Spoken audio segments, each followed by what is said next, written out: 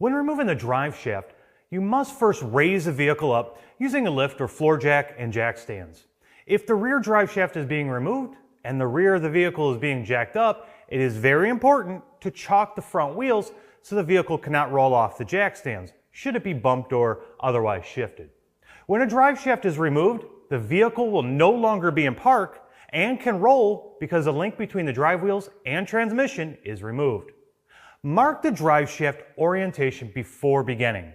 Marking the drive shaft for removal is a good idea if the original drive shaft is to be reinstalled, but when replacing, it's not needed. This will help return the drive shaft to its original position on the differential, which can help avoid driveline vibrations once the drive shaft is reinstalled. First, remove the shaft differential flange mounting bolts. These bolts will be very tight, so use quality tools to avoid stripping. Also, these bolts may use thread locker to avoid coming loose while in operation, which needs to be reapplied when reinstalling. Using a plastic hammer, gently shock the drive shaft loose from the differential flange by striking the rear yoke, the U-joint mount. At this point, the back half of the shaft will be free, so hang on to it. On some vehicles, there will be a center support, which must be undone by removing the two center support mounting bolts. When removing the drive shaft, use both hands and gently slide the drive shaft from the transmission or transfer case.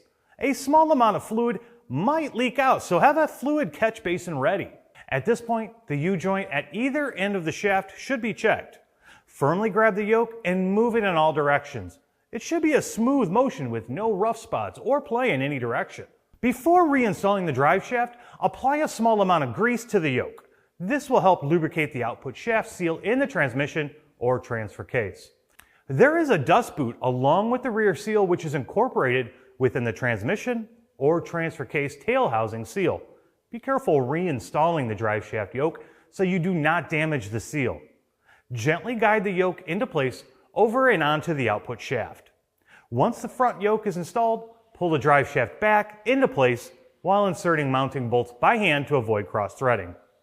Finish installing the mounting bolts while making sure the alignment marks are together. Tighten the bolts evenly and in a cross pattern to factory specifications. If any fluid was lost during the job, check and refill the transmission or transfer case after the shaft has been installed and you are all set. Thanks for watching.